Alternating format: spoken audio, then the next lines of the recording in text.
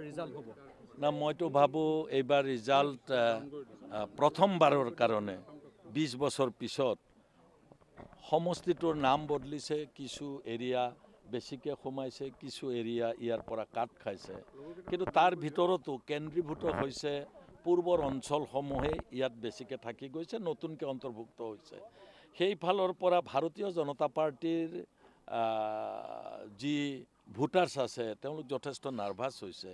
মই অন্য ৰাজনৈতিক দলৰ কথা কোৱা নাই, প্ৰচণ্ডভাৱে ভাৰতীয় জনতা পাৰ্টিৰ ভোটাৰসকলৰ মাজত দিলীপ শইকীয়া বিৰোধী ঢৌ আছে। মই আচৰিত হৈছোঁ এইকাৰণে যে যিমান নেতা ইয়ালৈ ভোট বিচাৰিব আহিছে দিলীপ শইকীয়াৰ পক্ষত, তেওঁলোকে দিলীপ শইকীয়াৰ নামটো ক'বলৈ ভয় কৰিছে, দলৰ নামত ভোট খুজিছে যে মোদী ডাঙৰীয়াক ভোট দিয়ক, আপোনালোকে বিজেপি দলক ভোট দিয়ক, পদুম ফুলত ভোট দিয়ক, তেনেকুৱা ধৰণৰ বক্তব্য তেওঁলোকে ৰাখিছে।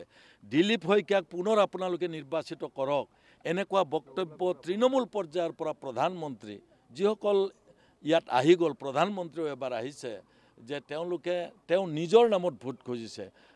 মংগলদৈত আছে নাড্ডাই কওক, মাননীয় মুখ্যমন্ত্ৰী ডাঙৰীয়াই কওক, তেওঁলোকে দিলীপ শইকীয়াৰ নামত ভোট খুজিবলৈ যেন ক'ৰবাত সাহস কৰা নাই। এইকাৰণে যে দিলীপ শইকীয়াক প্ৰচণ্ডভাৱে নিজৰ দলৰ হাজাৰ হাজাৰ কৰ্মীয়ে বিৰোধিতা কৰিছে, আৰু অন্য দলৰ কৰ্মীয়ে বিৰোধিতা কৰাটো স্বাভাৱিক, নিজৰ দলৰ বিৰোধিতা কৰাটো আমি আচৰিত হৈছোঁ। আৰু মই ভাবোঁ আমি আশা কৰাতকৈ বেছি ভোটত ইয়াত BPF দলে আমি নিৰ্বাচিত হ'ব পাৰিম। যিহেতু এইবাৰ এটা অভিযোগ উত্থাপিত কৰিছে যে BPF-এ তলে তলে বিজেপিৰ লগত মিত্ৰতা কৰিছে আৰু তাৰ ভোট কটাৰ অংকত আপুনি এইবাৰ ইয়াতে উঠিছে, এনেকুৱা ধৰণৰ অভিযোগ কৰিছে, কি ক'ব এই ক্ষেত্ৰত আপুনি? মই আপোনাক ওলোটাহে প্ৰশ্ন কৰিম এটা, আপুনি ক'ত শুনিছে নাজানো, কিন্তু ভাৰতীয় জনতা পাৰ্টিৰ আমাৰ কমলপুৰৰ বিধায়ক ডাঙৰীয়াই মাধৱ ৰাজবংশীক আমিহে টিকেট দি আছোঁ বুলি কোৱা নাই শুনা জানো? এনেকুৱা হ'লনে তেওঁলোকৰ ৰাজনৈতিক দলটো সকলো দলৰে তেওঁলোকৰ লগত থাকি পেলাই নিৰ্বাচন খেলিব? এনেকুৱা ধৰণৰ চিন্তা চৰ্চাই তেওঁলোকে যিটো কূটনীতি কৰিব বিচাৰিছে সেই কূটনীতিটোত ধৰা পৰিছে। মই একফালৰ পৰা কৈ গৈছোঁ, প্ৰথম বহু কাম কৰিছে বুলি কৈছে, তাৰপিছত অৰুণোদয় ডুপ্লিকেট ফৰ্ম দেখুৱাই তেওঁলোকে ৰাইজক ভোট বিচাৰিবলগীয়া হৈছে।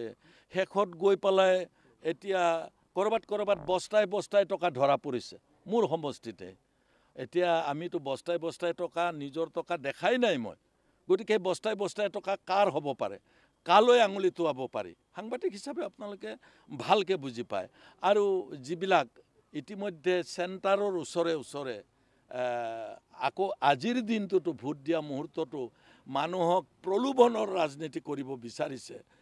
কালাইগাঁও লাচিত প্ৰাথমিক বিদ্যালয়, 1 নম্বৰ লাচিত প্ৰাথমিক বিদ্যালয়ৰ ওচৰত এটা ঘৰত থাকি কোনোবাই কৰিছে, মই আপত্তি দিবলগীয়া হ'ল যে লোকেল অ'চিক যে এনেকুৱা হৈছে, আপুনি একবাৰ তাতে চাই আহক কি হৈছে। গতিকে এই মুহূৰ্তলৈকে যেতিয়া তেওঁলোকে মানে অতি নিম্ন স্তৰৰ কূটনীতি ল'বলগীয়া হৈছে, ইয়াৰ পৰা বুজা গৈছে যে ইয়াত দৰং ওদালগুৰিত গোটেই দলৰ কৰ্মী ফ্ৰাষ্ট্ৰেটেড। সংখ্যালঘু এলেকাত কেনেধৰণৰ হ'ব? সংখ্যালঘু এলেকা বুলি ক'লে আচলতে সংখ্যালঘু আমাৰ খিলঞ্জীয়া সংখ্যালঘু আছে, আমাৰ মিয়া ভাইসকল আছে, আৰু মই ভাবোঁ তেওঁলোকৰ অঞ্চলত যিহেতু এটা ৰাজনৈতিক দল AIDF-এ আমাক পোনপটীয়াকৈ সমৰ্থন দিছে, আৰু সংখ্যালঘু লোকসকল ভোটৰ ক্ষেত্ৰত তেওঁলোকৰ পুলিং পাৰ্চেণ্টেজো খুব বেছি হয়, 95, 96, 98% পৰ্যন্ত হয়। তেওঁলোকে ইউনাইটেডলি কেতিয়াবা ভোট দিয়ে, মানে যাক ভোট দিয়ে একেলগে দিয়ে। মই ভাবিছোঁ সংখ্যালঘু যিসকল আছে তেওঁলোকে এইবাৰ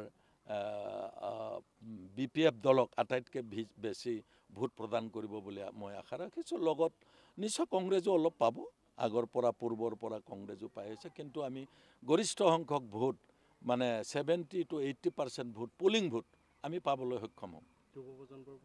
যুৱ প্ৰজন্মৰ প্ৰতি মই আহ্বান যে আপোনালোক প্ৰথমবাৰ ভোট দিব, আৰু আপোনালোকৰ আশা আকাংক্ষা আপোনালোকে ভোট দিয়াৰ আগতে দেখিছে, আপোনালোকক কৰ্মসংস্থাপনৰ প্ৰয়োজন আছে, আপোনালোকক চাকৰি বাকৰিৰ প্ৰয়োজন আছে, ডাইৰেক্ট ইনডাইৰেক্ট এমপ্লয়মেণ্টৰ প্ৰয়োজন আছে।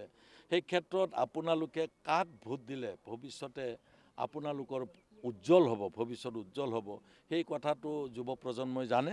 পোনপটীয়াকৈ যুৱ প্ৰজন্মক মই ক'ম যে আজি ভাৰত চৰকাৰখনে যুৱ প্ৰজন্মক তেওঁলোকক সংস্থাপন কৰাৰ ক্ষেত্ৰত বাৰে বাৰে তেওঁলোকে যুৱ প্ৰজন্মই কৈছে যে ফেইল হৈছে। তেওঁলোকে কোটি কোটি চাকৰি দিয়াৰ কথা কৈছিলে, দিবলৈ লাখো চাকৰি দিব পৰা নাই।